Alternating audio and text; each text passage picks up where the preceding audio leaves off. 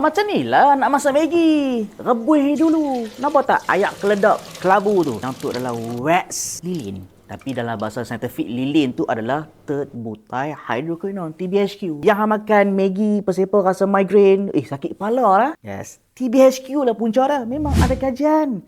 Bukan ada mass control trial, tetapi ada research paper mengatakan TBHQ untuk setengah orang, dia tak boleh makan. Kalau makan, jadi migraine. Sebab trigger migraine. So, macam mana nak bagi Maggi kita ni lebih sihat? Yelah, kalau hampa tengok ada satu kajian tau, dibuat oleh WINA, World Instant Noodle Association. Uish, Maggi pun ada persatuan kan? Yes. Persatuan ni dia buat banci tau.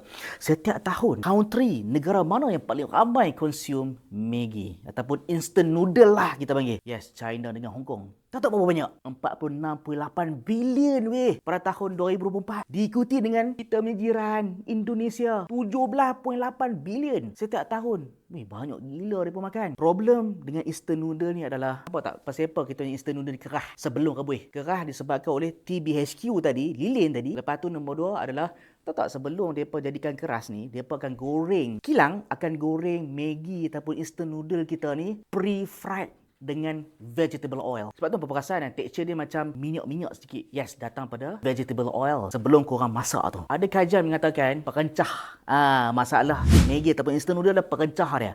Kalau tak perencah dia tu, koyak rasa sikit masin. Of course masin. Ada kajian mengatakan setiap perencah Maggi tu, garam at least ada 0.8 sampai 87 gram garam. Garam ni kita kena makan berapa banyak setiap hari Berdasarkan American Heart Association, garam ni ataupun WHO lah, garam ni kita kena consume at least bawah 5 gram ataupun 1 teaspoon saja. Satu paket instant noodle dah ada 8.5, tu dah over consumption of salt setiap hari. Mau tak bahaya? Dia macam ni lah. Okay, nak makan Maggi ataupun instant noodle, cara yang lebih selamat. 1, rebus dulu. Buang ayak tu. Lepas tu nombor 2, bila dah rebus elok, perencah dia tu. Kalau boleh kan, guna sikit je. Yang lain guna bahan sendiri. Sedap pun macam kawan abang ni. Tengok ni dia masak. Dia guna perencah sendiri. Sedap. Lebih, orang kata, lebih menyelerakan. Tambah pula kalau Maggi biasa, bodoh gitu je. Bukan sedap mana pun. Ni dia tambah dengan sayur.